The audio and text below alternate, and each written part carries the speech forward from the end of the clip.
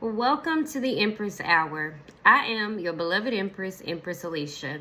And in the Empress Hour, we're going to be breaking timeline loops. We're going to be breaking generational curses. We're going to be breaking repetitive cycles because we are no longer following tradition. We are done with outdated timelines and history and rituals and all of that. We're done with everything. We are creating the new. And the new comes from within you. So welcome to the Empress Hour. This is my very first episode of this podcast called the Empress Hour. And this episode is going to be called Sneaking Out of the Labyrinth and Breaking the Loop. So if any of you have ever watched the movie The Labyrinth, you know that they're in a maze. Well, the maze is inside of you. And the key or the magic door to breaking out of the labyrinth is inside of you. It was always inside of you. The exit door was always inside of you. And it's crazy because this came to me because over the past few months, I've been out on a break from school. I got to repeat a class, all this crazy stuff going on. And I had to go within. And every day I caught myself saying, God, where is that exit door? Can I have a trick door inside the labyrinth so I can find out what I need to do next to move forward in life?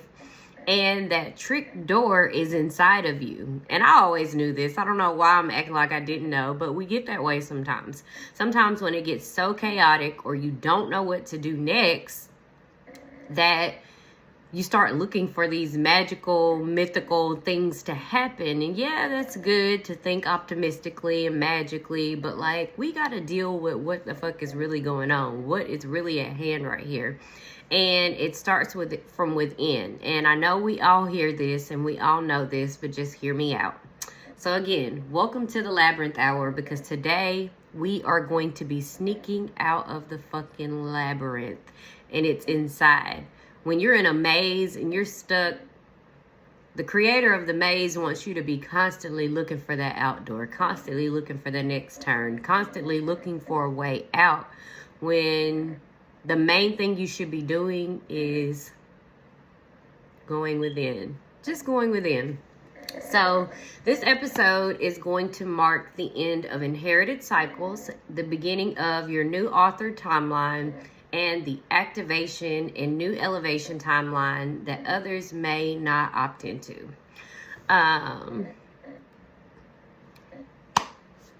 This episode is not going to come from any books. It's not going to be any scholarship to find. It's not going to be any sources, because all of this is coming from within me. And I feel like when we start moving from our internal dialogue, people with souls, people that are here with souls, it was already given to us. It was our birthright. We were born with it. The people who don't have it, their birthright is the things of this matrix. I always say it's certain people, it's some things that money can't buy. It's some things that education just can't buy. It's some things that motherfuckers just got. That they just got. It was their birthright. They were born with it. So it's just some things money can't buy. So I'm not going to be teaching you from any books. I'm not going to be transmitting a lot of shit that other people said. It'll be a few things in there because, I mean, that comes with the territory. But all of this is going to be coming from shit that's within inside me. So I'm going to do this spoken word invocation to the beginning of this show.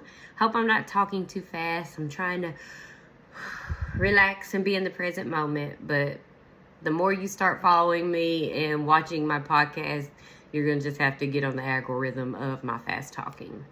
But I want everyone to close their eyes, and I want you to just listen. There is an hour where the world is quiet enough for truth to speak. This is not the witching hour. This is the Empress Hour, where the loops dissolve, where time loosens its grip, and where we remember that the exit was never outside the maze. I am not here to follow a timeline. I'm here to help you author one. I want you to pause and take a deep breath, because we are moving into a new timeline.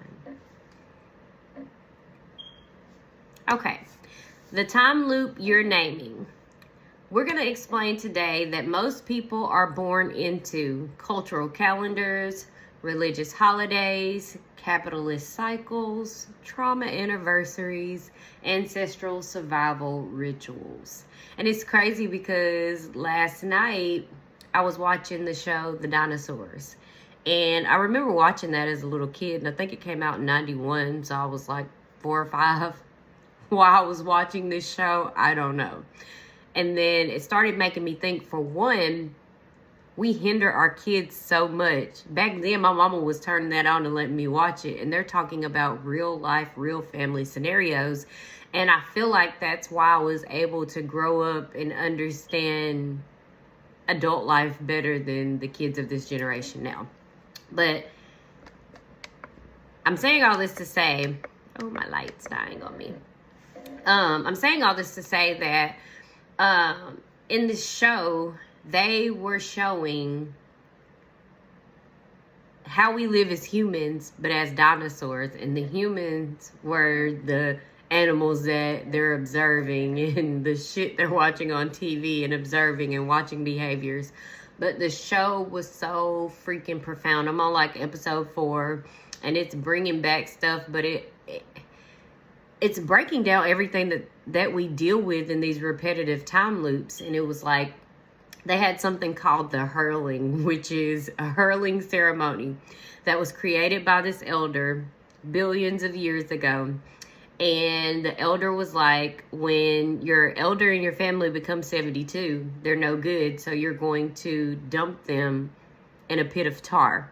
So then I Googled, what was the tar pits in nature really used for? And they preserve fossils. So if animals get trapped in it, that's where most of your archaeologists find the most fossils preserved, is in these tar pits. So on the show, when your elder gets 72, the males in the family, they toss them off a cliff, they die in the tar pit, and they're forever preserved.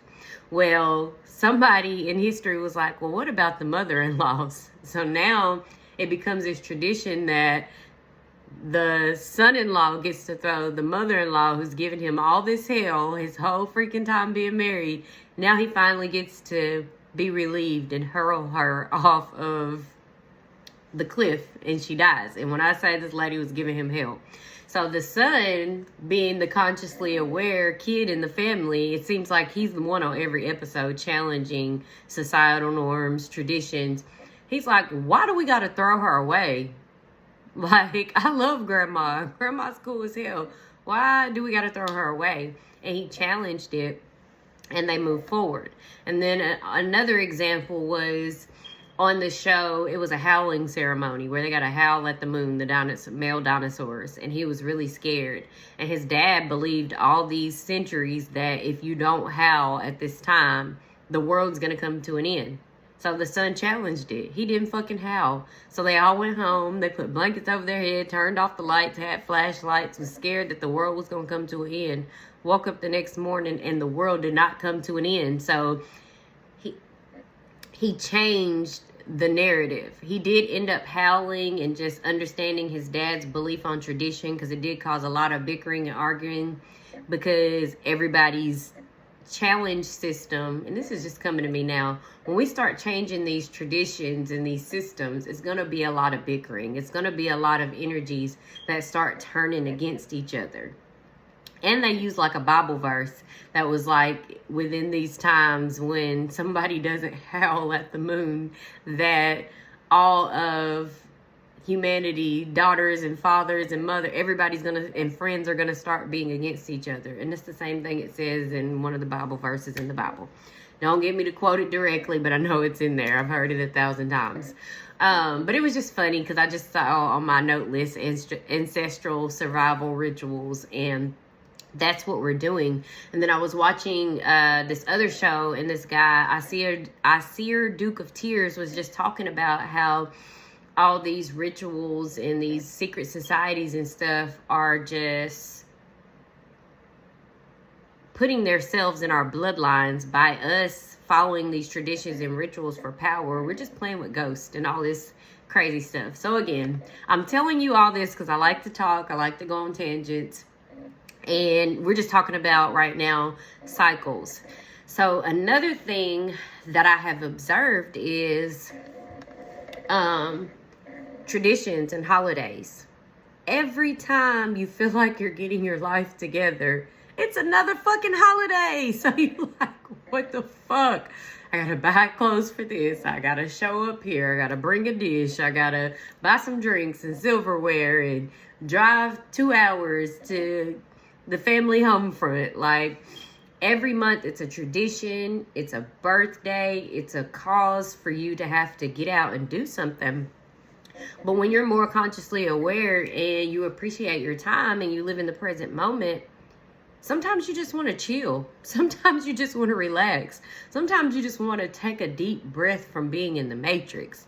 But this is where we are going to come into the times of the big shift and the big divide, because the soulless people, or the people who are entrapped in societal beliefs, societal time loops, the matrix, whatever you want to call it, they're going to want to stay there. Their curse hasn't been broken.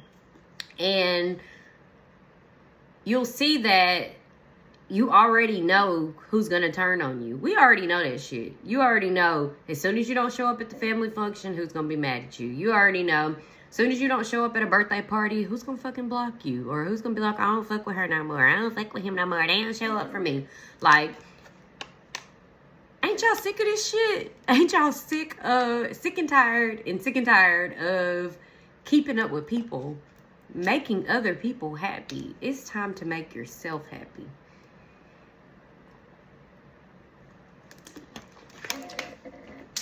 And these, even when you think about back into so-called slave culture, they always gave us time to celebrate. They always gave us time off on the weekend to get drunk. They always gave us a time to celebrate these bogus ass holidays. And it never gave you the thought to want to elevate. And then I was having a conversation with somebody about jail posts and people in jail now having phones like to the max. Like, they're doing TikToks and everything. And I'm not knocking them. I'm happy that they get to still experience the outside world.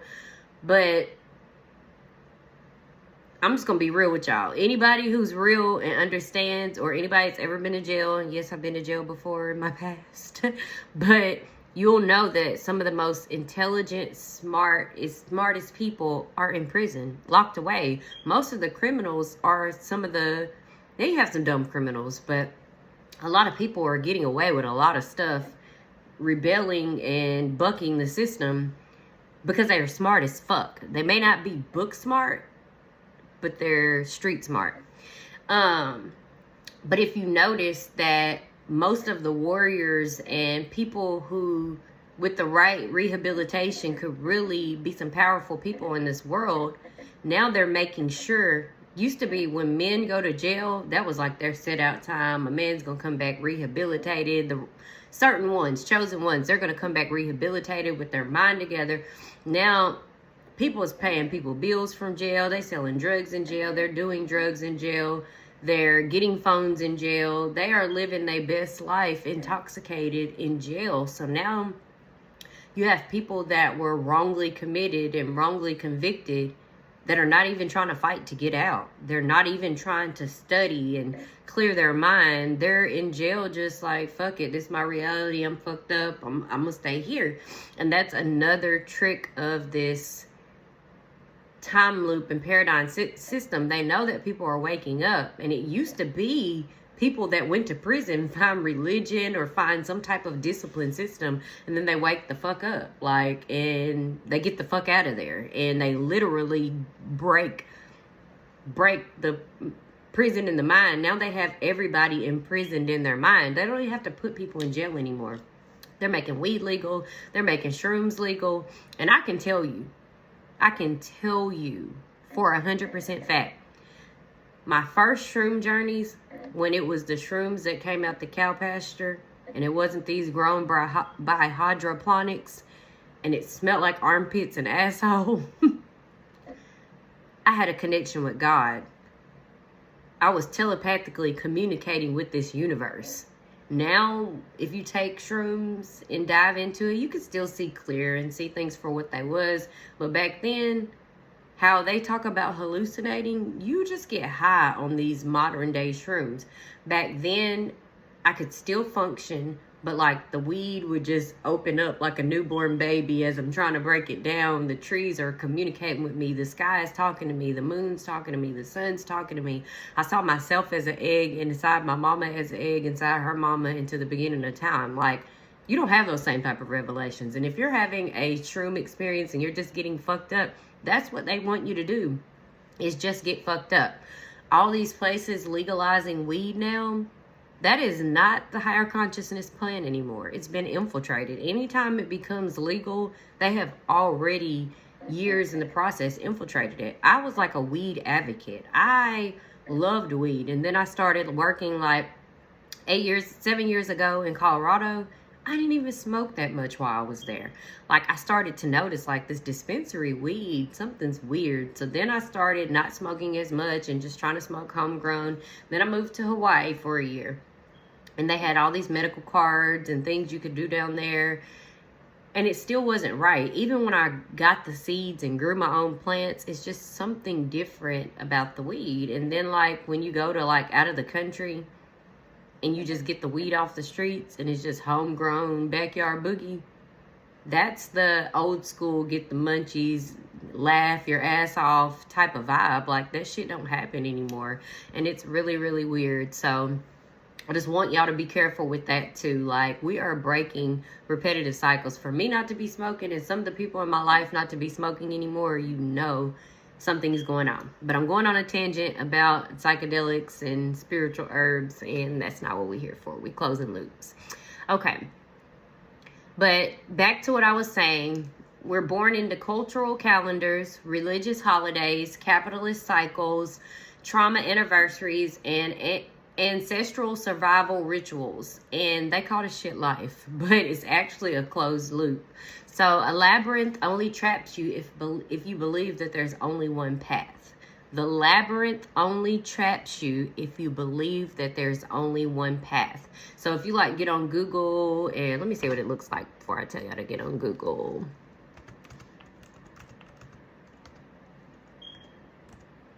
Labyrinth examples.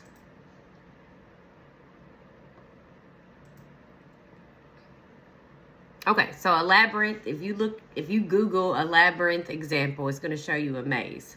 So back to what I was saying, a labyrinth, after you look at that, remember this statement. A labyrinth, it only traps you if you believe there is only one path. Okay, so now that we've talked about patterns and you know where I'm going with this, we're going to talk about what this year is. Now we're going to go back on a little bit of astrological tradition, because astrology is astrology. It's the planet, sun, moon, and stars. And numerology, I believe, too, because men lie, women lie, but numbers don't motherfucking lie. 1 + 1 is always going to equal 2. Like, numbers just don't lie. So 2026, when you break it down, 2026 is a 1 year. It's not just numerology, but it's permission. It's a cosmic reset point. It's a doorway out of repetition. So every 9 years, we get a chance to get out of this fucking same time loop that we're in. Every 10 years, every decade, it repeats itself. Bell bottoms come back into style. Blase, blase, blah. So year 1 is just saying you don't have to repeat anything anymore. You can start anew. Okay, so the loop marker. We're talking about time loops. And from my studies, I was born in 1986. And from my studies, 1986 was the beginning of the time loop era. So I feel like I was born to break these fucking time loops. That's what I feel. This is what I know. I was born to break the fucking time loops. Not I feel, not I think, I know. It's the year I was born, and it's just stood out to me. I was born in 1986, and this year is encoded with reset, rupture, rerouting. The 1986 generation was born to notice the fucking loop. Like, we were born to notice the fucking loop. And at least one person is born to break it. And that motherfucker's me. I didn't come to heal the system. I came to exit it. So I've always felt differently. Traditions have never felt right with me. And I can tell y'all from experience, when I lived in Hawaii for 2024 until the beginning of 2025, or probably like March, April, this was the most freeing time of my life. I miss my family dearly, but I'm in Tennessee. I was all the way in Hawaii. Thousands and thousands. When my twin sister and my son looked on my location on iPhone, they're like, you're in the middle of the fucking ocean, like nothing around us. So I didn't have to do birthdays. I didn't have to keep up with birthdays. I didn't have to keep up with holidays. This was the first time. My two daughters went with me and my husband. This was the first time that I ever did a holiday by myself completely, just me and my kids. And I cooked Thanksgiving dinner from the front to the back. Everything you can think of that you wanted at Thanksgiving, I did that for myself. I didn't have to be the macaroni and cheese queen that I am. I did dressing. I did everything. And then Christmas, we didn't spend a fucking penny. We actually went to Yard House and went out to eat because we didn't spend any money and we got all cash apps. But like, it felt so good not having that pressure of, and I've slowly been dying down on the tradition. My family is so traditional. We do every holiday. But like, I literally did not have that overwhelming feeling. Even if I didn't have the money and I was like, fuck that shit, I ain't gonna buy shit for nobody this year. I didn't even have that thought in my head because I didn't have to follow any tradition. And in Hawaii, contrary to your belief, they do all the American holidays to the max. We got to go walk the different neighborhoods, and it was epic. Like, we got to watch how they just overindulge. It was beautiful.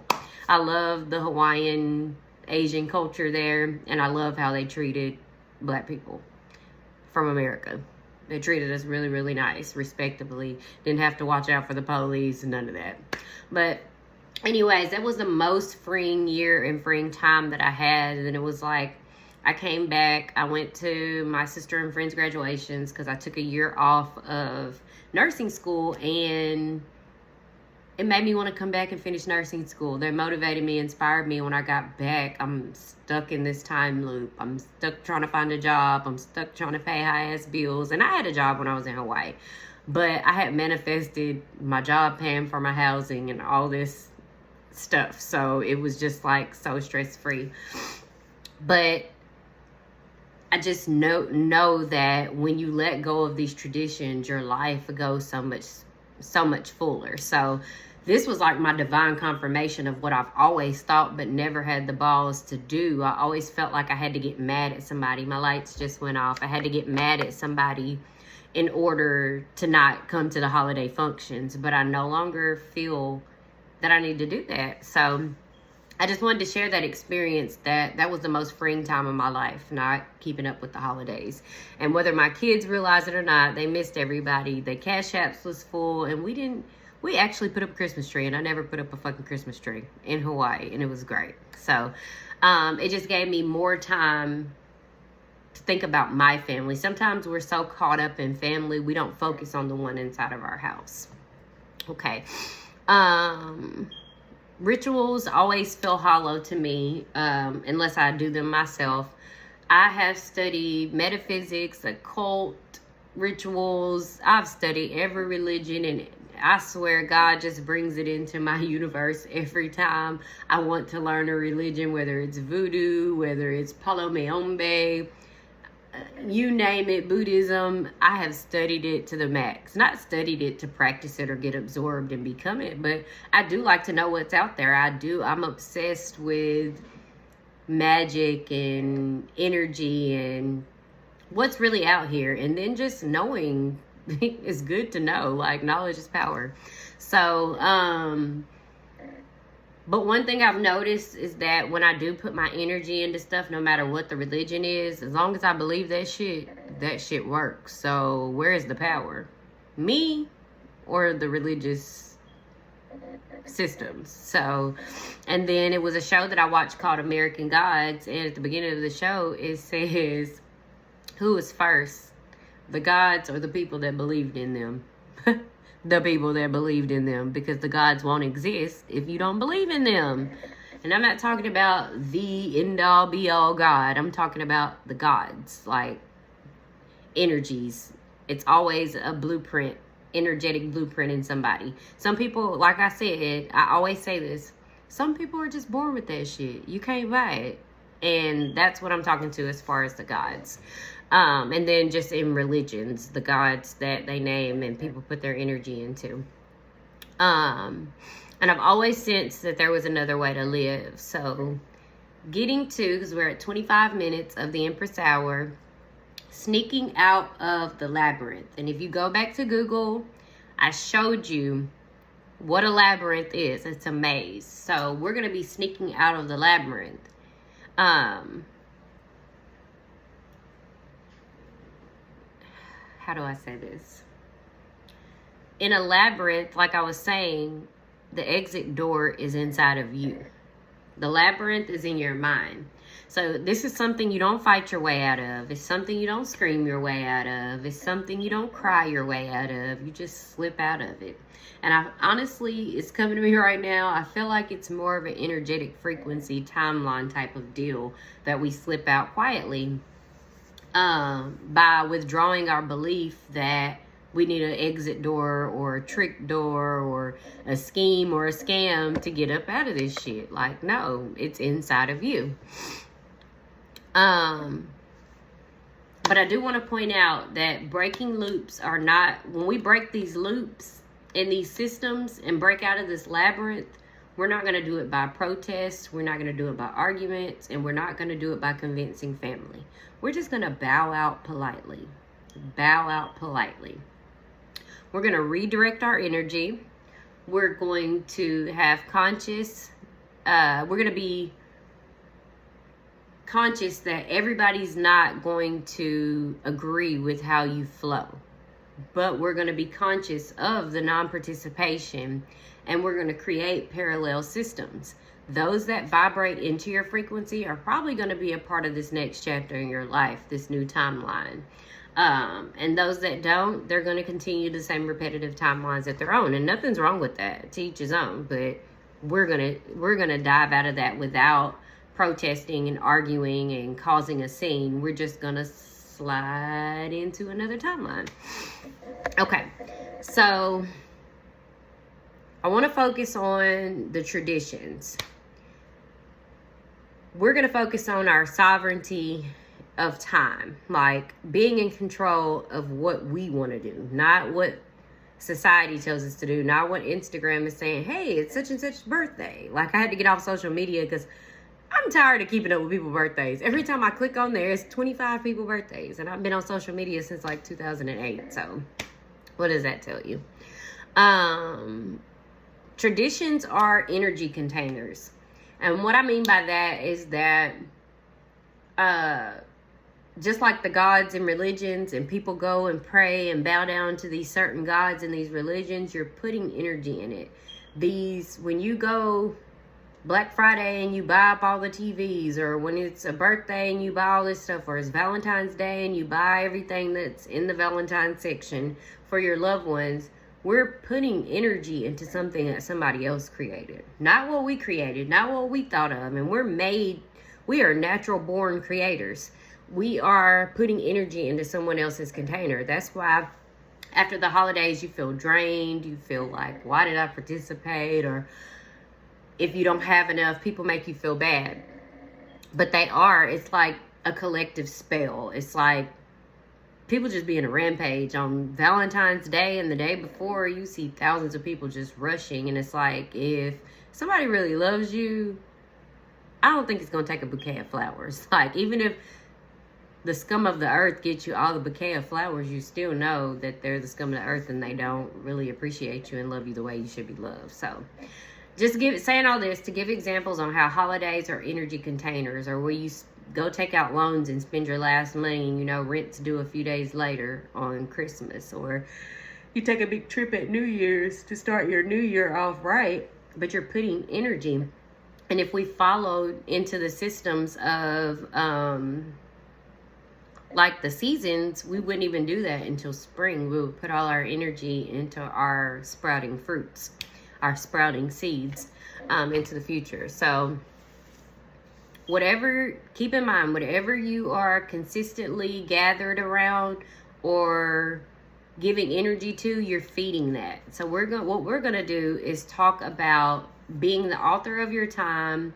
We're gonna, like we've been doing the past 30 minutes, acknowledging the old time loops. And then we're gonna start, I'm gonna show you how to create your own. So I want you to get out a piece of paper, and I want you to write all the holidays that you observe. All the holidays that your family gets together for. Birthdays, anniversaries, holidays, death dates of people, survival rituals, payday, New Year's, Black Eyed Peas type of ritual, grind season, payday advances, you name it. I want you to write those down. And then I want you to ask yourself, which of these rituals nourish me and which merely repeat me? And what I mean by that is that, do any of these holidays nourish your body? Do they, when you're done with the holiday, you just feel like, wow, I'm just so energized? Or do you feel drained? Like, oh goodness, why am I so tired? Whew. But I want you to think about which of those holidays nourish you. And then I want you to cross out all the holidays that don't nourish you. And then I want you to identify which holidays energetically leak you, which holidays drain your energy, which holidays stress you out, which holidays do you dread, which holidays do you feel like is an obligation, and what holidays do you feel like are just rooted in traditional, like fear of breaking these traditions, or, oh, I gotta make my mama happy, or, excuse me, what holidays cost you your peace in the present moment? And I want you to say, if it cost me my peace and my presence, this is not sacred. If it cost you your peace and your presence, this is not sacred. And then step 3, I want you to get a whole new piece of paper, and I want you to get creative on this piece of paper. Then eventually I want you to put it on a poster and put it up on the wall, create your own new calendars. And I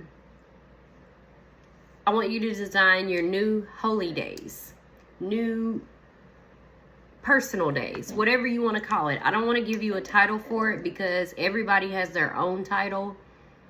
Because we're going to start putting our energy, just like,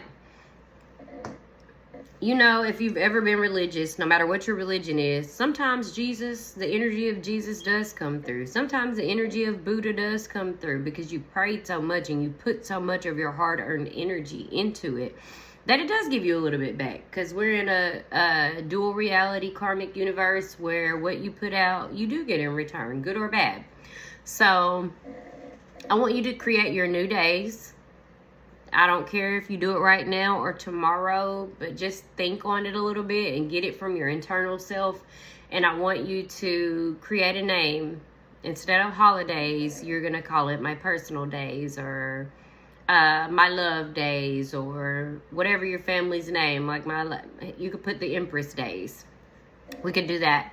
Or you could say the brown traditions, or the hill rituals, whatever you want to call it. Come up with you a name that describes your new holy days. And then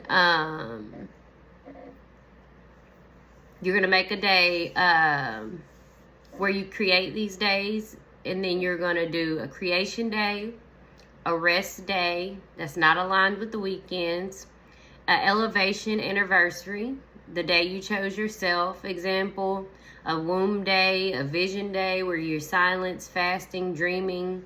These days are self-authored, and I'm not asking you to use these. These are just some examples I came up with to kind of, because people are like, so what kind of days? Like a creation day, a rest day, an elevation anniversary day, a womb day, a vision day, whatever it is. I want you to come up with that day, and that's for you personally. And then for your tribe and your family, it's going to still go under this same category of days. Instead of like Valentine's Day, you might do Love Day in the middle of July. And then for Independence Day, your own Independence Day, like today, which is January the 18th, the day that you just decided by watching this video with me that I'm going to be sovereign and independent and live in my own birthright, create my own reality for this new 9-year cycle. You might say, hey, I'm going to create my new Independence Day. And then you're going to invite family and friends and people in your circle currently right now. And the people that show up for you to celebrate this day and put energy into this day, these are the people that are going to benefit and get to eat off the fruits of your labor of creating a new holiday. Those that don't participate, so be it. But we're not going to argue. We're not going to protest. We're not going to hold them to any type of obligation, because this is a free will universe, and maybe it's not for them. It's not their path, and you don't want anyone there that's not going to bring the energy, because we're literally escaping the energy of the obligation. So you're going to create these days, and when you create these days, you give your family and friends a heads up time, and then you pick a day and you celebrate those days, and you set that in stone, and that's your new day. And it's not necessarily for you to post it on Instagram. We have to realize that these phones and this information was created to infiltrate what it is that you're doing every day. Haven't you noticed that when you walk in Walmart, all the TVs are cheap as fuck? That's because they want to know what the fuck whoever's watching us, whoever governing this universe that's losing their power within this new change, they want to know what we're doing. They want to be 10 steps ahead. That's why they've created AI as a tool, and then we tell AI everything about us, and now they know everything about us. So I would even say this is not for you to celebrate online. This is just something special for you and your family. Like, I just remember holidays that we have nothing but pictures of, because we didn't have all of this. And those were the most magical times in my life. So I want you to create these days, however you want to do it, once a month, every 3 months, whatever day is special to you that you want to create. I want you to create it, and then I want you to send out invites and invite people to come and celebrate this day with you. And when they celebrate this day with you, boom, you have a new tradition started, a new energy blueprint. This is going to echo to the universe, to God, to the world, to this reality that we're in, that you're ready for, and you're open, and you're welcome to what's ahead, new opportunities. This opens you up for newness. Like, if you repeat the same thing over and over, repeating the same thing over and over again and expecting a new result is insanity. So we're going to create the space and time for new opportunities, new abundance, new situations. The more people who consciously participate again in your new ritual, the energy multiplies in agreement. When 2 or more agree in intention, reality reorganizes. And then we're going to teach them that we're recycling the energy. Instead of spending money on old holidays, we're going to invest time, resources, or money into the creations, family creations, the people who participate, their creations, their healing, their vision, and their children's futures. So when we get together for these holidays and we celebrate, we're going to have an intention. So if I create Independence Day, and it's going to be on 1/18/26, and everybody in my life who has decided to become independent and sovereign of their reality, we're going to come, we're going to do vision boards, we're going to set an intention that instead of spending money on this, we're all going to put in whatever, and we're going to put that energy towards something, whoever has the most creative idea. Even if you're like, hey, everybody put all their ideas in a hat and we pick one, and that's what our whole circle, our whole tribe is going to focus on for this year. or for this 6 months, or for this next 3 months. That's what we're going to focus on. We're going to help you jumpstart what it is that you're doing. We may say All Healers Day, February 6th, and we all come together and we focus on new ways to heal, things that we're all going through that we want to overcome. And then we're all going to sit together and we're going to say a prayer together and we're going to chant together, and we're all going to come into alignment that this aspect of our tribe is healed, this aspect of our health is healed, this aspect of our mental is healed. The same for visions and the same for our kids' futures. Like right now, I feel like I have started in my life, and I'm not saying I'm the only person that homeschools their kids, but I feel like for my kids, they're super creative. And I feel like sometimes they do get mad because they're not in regular school and they don't have regular situations, cycles, schedules. But I have a whole tribe of people whose kids are feeling the same way. We're all thugging it out, trying to figure out how to keep them out of this time loop of systems and giving them a head start on creating their reality for their future. So just for instance, if we have a day where we're focused on our children and it's all Children's Day, and we say, hey, all of our kids are homeschooled, why don't we start meeting up on this day? Or all of our kids are homeschooled, let's plan end of the school year or homeschool year field trip for them. Like, we got to start doing things that take you out of the system and don't make you and your family feel like you're missing out on being a part of the system. Okay, so this is going to be something super important, our timeline consequences. Those who continue to invest in collapsing systems will experience collapse, and those who invest in new timelines will experience expansion. So we're going to reiterate that to the people who participate in our new timelines. No fear. Just because you're going to be nervous, we're going to realize that this is cause and effect. Whatever cause we put into our life is going to affect the next chapter of our life. So we're going to have a good cause.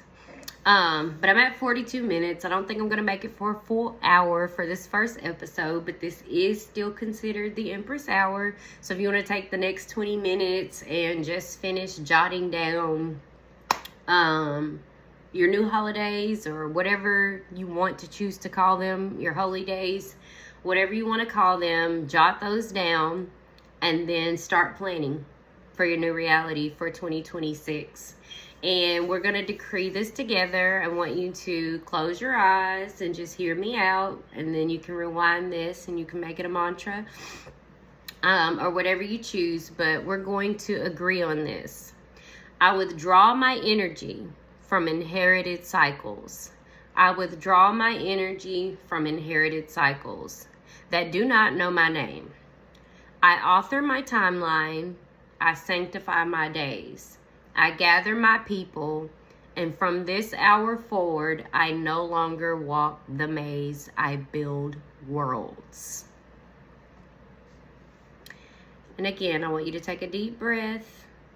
Just remember, it's not going to feel how anything in this structured system we live in feels. It's going to be new. So you're not going to know what to feel. You're not going to know what to expect, but just know in any given moment, when push comes to shove, you are the author. You could create your new holiday. Everybody gets to your house and it's dead silence. You are the author. Get the fuck up. Tell everybody what's going on. And begin your new reality, because this is all about what you're creating for the future.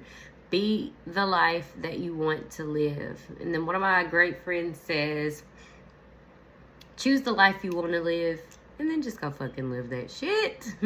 Just go live that. So we're at 44 minutes. So you got about 16 minutes left of the Empress Hour, and I just want you to take time, review what I said, review what you wrote down, and decide today that you are the governor, the author, the chairman, the emperor, the empress, the king, the queen, the controller of your reality. You were born creators, and you were born at this time listening to this video to make this change. And thank you for diving in with me in the Empress Hour. It's your girl, your Empress, your beloved one, Empress Alicia, checking in, and I'm out.